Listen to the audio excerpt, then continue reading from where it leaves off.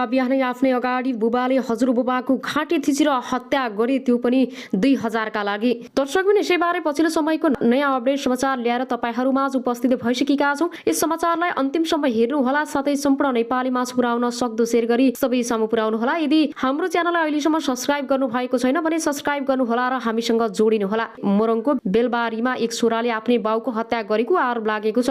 रातिकालीन 9-10 बजेको समयमा मदिरा सेवन गरी घर आएका छोराले वृद्ध बाबुको घाँटी थिची हत्या गरेको स्थानीयले आरोप लगाएका छन्। एक्कासी राति मदिरा सेवन गरी घर आएका छोराले बाबुलाई लछार पछार गरी घाँटी थिची हत्या गर्न थालेपछि जेठी छोरीले चिच्याएर सबै स्थानीय छिमेकीहरूलाई बोलाएको स्थानीयले बताएका छन्। तर स्थानीय छिमेकीहरू पुग्दा बाबुको ज्यान गइसकेको अवस्थामा भेटेको उनीहरूले बताएका छन्। प्रत्यक्षदर्शी नाति नतिनीका अनुसार राति रक्सीले मात्र आएका बुबाले हजुरबुबाको घाँटी थिची हत्या गरेको बताएकी छिन्। राति करिब 10 बजेतिर बुबा घर आएको बताइन्। बुबा घर आएर आफूलाई उठाउन खोज्दा हजुरबुबाले जाडो छ सुतिसकेकी नातिनीलाई नउठा भनेपछि बुबा र हजुरबुबाको झगडा भएको नातिनीले बताएकी छिन्। रक्सीले मात्र आएको हुनाले बुबाले हजुरबुबाको घाँटी थिचेर मारेको उनले बताइन्। आफूलाई नउठाउनु भने हजुरबुबाले भनेपछि पहिले बुबाले हजुरबुबालाई अनुहारमा मुक्काले हिर्काएको पनि बताएकी छिन्। त्यसपछि भुइँमा लडाएर घाँटी थिचेको बताएकी छिन्। त्यो बेला घरमा हजुरआमा आफू र हजुरबुबा मात्र रहेको उनको भनाइ छ।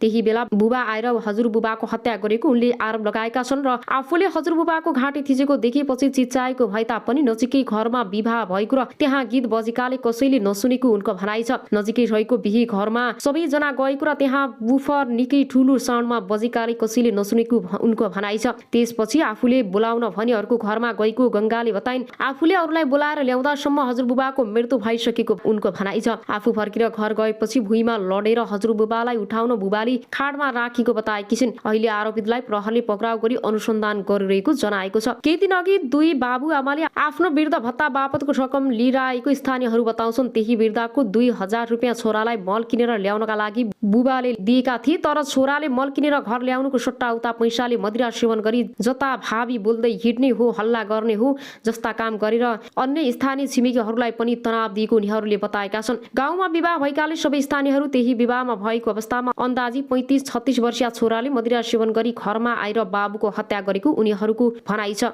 अब आउनुहोस् अर्को समाचारतर्फ लागौं। सोलुखुम्बु दुधकोशी जलविद्युत आयोजनाको सुरुङ बेपत्ता कामदार मृत अवस्थामा 3 दिनपछि भेटेका छन्। निर्माणाधीन 86 मेगावाटको उक्त हाइड्रो पावरको सुरुङमा गत बिहीबारदेखि बेपत्ता 12 को कुलभी नगरपालिका 1 का 24 वर्षीय राकेश चौधरी शनिबार दिउँसो मृत भेटेको जिल्ला प्रहरी कार्यालय सोलुखुम्बुले जानकारी दिएको छ। सूचना अधिकारी प्रहरी निरीक्षक ऋषिराज ढकालका अनुसार नेपाल प्रहरी, नेपाली सेना र हाइड्रो पावरका कर्मचारीहरूको 3 दिनदेखि स्वीकृति यतापछि शनिबार दिउँसो करिब 160 मिटर तल उनी मृत भेटेका छन्। मृतकको उद्धार पश्चाताप कानुनी प्रक्रिया पूरा गर्न पोस्टमार्टमका लागि जिल्ला अस्पतालमा फाप्लुङमा ल्याइएको छ। बिहीबार बिहान अन्दाजी 5 बजे सुरुङ मार्गमा जाने क्रममा बकेट चुडिँदा हाइड्रो पावरका कामदार चौधरी बेपत्ता भएका थिए भने अर्का कामदार पर्साको पटेरवा गाउँपालिका 4 का 20 वर्षीय अंगत राय थारू घाइते भएका थिए। घाइतेको काठमाडौँमा रहेको ग्रान्डी अस्पतालमा उपचार भइरहेको आयोजनाले जनाएको छ। थुलुङ दुधकोशी गाउँपालिका 3 पञ्जनमा निर्माणाधीन यस हाइड्रो पावरमा करिब 1 महिनाको अवधिमा 3 जनाले ज्यान गुमाएका छन्। यसअघि गएको पुष 11 गते पानी परीक्षणका क्रममा पाइप ब्लास्ट हुँदा 2 इन्जिनियरको ज्यान गएको थियो भने 1 जना घाइते भएका थिए। अब आउनुहोस् अर्को समाचारतर्फ लागौं। राष्ट्रपति फेरि विवादमा पत्रले उब्जायो प्रश्न। मुलुकको कार्यकारी प्रधानमन्त्रीलाई लिखित पत्राचार गरेको भन्दै राष्ट्रपति विद्यादेवी भण्डारी विवादमा तारेकी छन्। शुक्रबार राष्ट्रपतिको कार्यालय शीतल निवास बोलाएर स्थानीय निर्वाचनबारे प्रधानमन्त्रीलाई सचेत गराएपछि राष्ट्रपति भण्डारीमाथि सत्तापक्षबाट प्रश्न उठेको छ। निर्वाचनबारे प्रधानमन्त्री देउवालाई सचेत गराएको लिखित कागज बाहिरिएपछि राष्ट्रपति भण्डारीले संवैधानिक मर्यादा बिर्सिएको भन्दै विरोध सुरु भएको छ।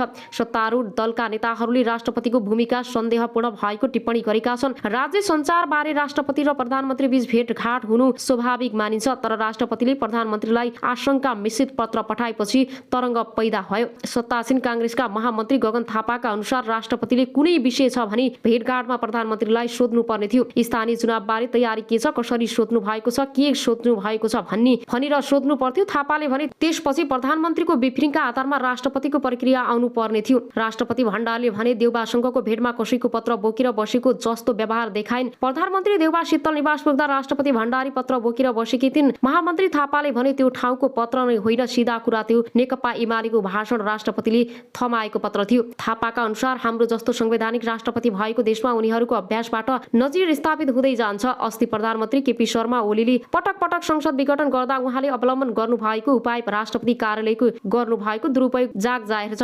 उनले भने त्यो बेला संविधानको धज्जी उठाएर संसद विघटन गर्दा एकपटक पनि राष्ट्रपतिले प्रश्न उठाउनु भएन। संवैधानिक भूमिका खेल्ने बेला राष्ट्रपति भण्डारी ओलीको संवैधानिक कार्यमा सहभागी भएकोले स्थिति स्थापित हुन नसकेको उनको बुझाइ छ। सरकारका निर्णयमाथि प्रश्न उठाउने र संवैधानिक परीक्षण गर्न काम भण्डारीबाट स्थापित हुन नसकेको थापाले बताए। त्यो बेलामा एउटा काम अराएको गर्ने अनि अहिले आएर पूर्ण रूपमा सक्रिय भएर सरकार निर्णयमा नपुगेको विषयमा दबाब दिने स्थानीय निर्वाचनबारे प्रधानमन्त्रीले एकपटक बोल्नु पर्ने भएको छैन। उनले भने प्रधानमन्त्रीले संविधान र कानून बाजियो भनेर बहस र छलफल गर्न पठाउनु भएको छ। प्रधानमन्त्रीको धारणा पनि नसुनी पहिले पत्र तयार गरेर राष्ट्रपतिले राजनीति गर्न मिल्छ भन्दै थापाले प्रश्न उठाए। उनले भने यो त निर्वाचन आयोगले जस्तै भइहाल्थ्यो नि। यस्तै माओवादी केन्द्रका नेता देउबा गुरुङले पनि नेपालमा संवैधानिक राष्ट्रपतिले दबाब दिने अभ्यास नै नरहेको बताए। संवैधानिक राष्ट्रपतिले सरकारले सिफारिस गरेका काम कारबाही प्रक्रिया अगाडि बढाउने हो। राष्ट्रपतिले सरकारलाई यसो गर्नुपर्छ उसो गर्नुपर्छ भनेर दबाब दिने अभ्यास छैन। राष्ट्रपतिले सुरु गरेको अभ्यासले सक्रिय हुन खोजेको देखाउँछ। उनले भने गुरुङका अनुसार अब राष्ट्रपति भण्डारले संवैधानिक दायराभित्र रहन भन्ने सन्देश दिएकी छिन्। संवैधानिक मर्यादाका प्रतिकूल जाने लक्षण देखिन्छ। संवैधानिक अङ्ग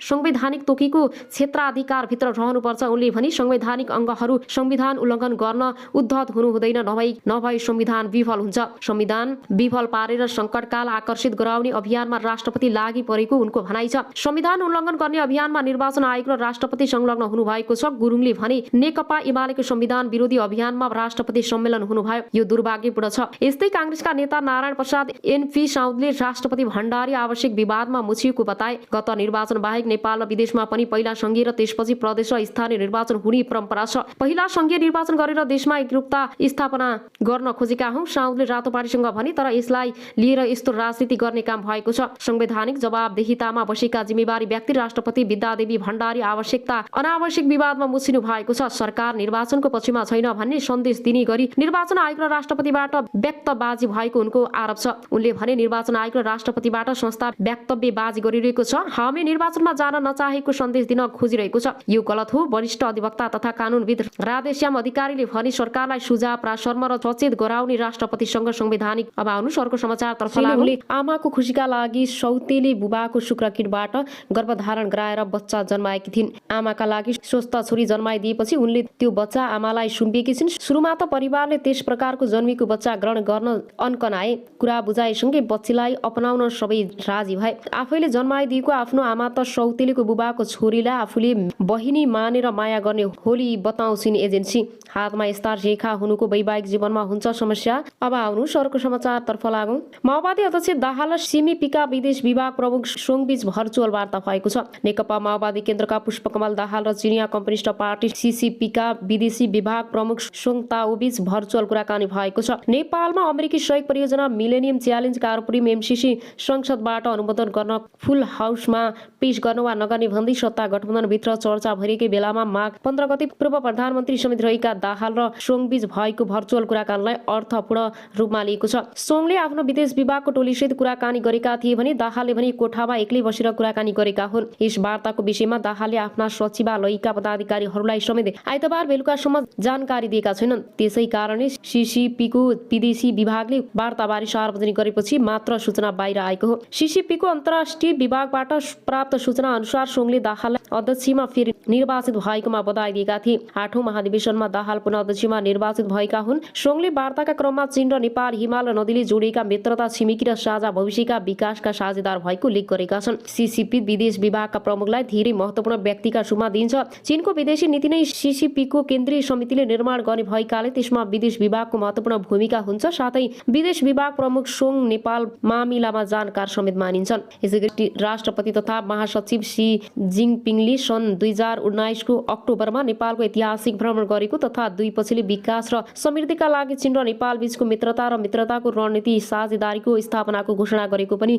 विदेश विभागद्वारा वार्ताबारे जानकारी दिएको सूचना उल्लेख छ। दुई देशबीचको सम्बन्ध द्रुत नीतिगत विकासको नयाँ युगमा प्रवेश गरेको छ। परम्परागत मित्रतालाई सुदृढ गर्दै राजनीतिक आपसी विश्वासलाई प्रगाढ गर्दै दुई देशका राजनीतिक दलले राजनीतिक नेतृत्वदायी भूमिका खेल्दै दुई देशका नेताहरूले तोकेको विकासको दिशालाई पछ्याउन चिनिया पक्ष नेपाली पक्षसँग मिलेर काम गर्न इच्छुक छ। सोङले द्विपक्षीय कुराकानीमा भनेका छन्। उनले बेल्ट एन्ड रोड ढाँचा अन्तर्गत ठूला परियोजनाहरूलाई सक्रिय रूपमा प्रवर्धन गर्दै र विभिन्न क्षेत्रहरूमा व्यावहारिक कार्यान्वयन पनि उल्लेख गरेका छन्। दुई देश र दुई जनतालाई अझ राम्रो लाभान्वित गर्न हिमालय पार बहुआयामिक अन्तर्राष्ट्रिय सम्बन्ध सञ्जाल निर्माण गर्न सहयोग गर्छ। उनले भनेका छन् नेपालले सन् 2017मा BRI-मा सम्झौता गरेको थियो। यसैगरी सोङ PPC-ले माओवादी केन्द्र र नेकपा अध्यक्ष प्रमुख दलहरूले दीर्घकालीन मैत्रीपूर्ण आदान प्रदान कायम राखेकाले चीन नेपाल सम्बन्धको स्वास्थ्य र स्थिर विकासमा महत्त्वपूर्ण भूमिका उल्लेख गरेका छन्। हामी माओवादीसँग र देशको शासन सञ्चालनका अनुभवको आदान प्रदानलाई निरन्तरता दिन, पार्टी निर्माण र अन्य पक्षमा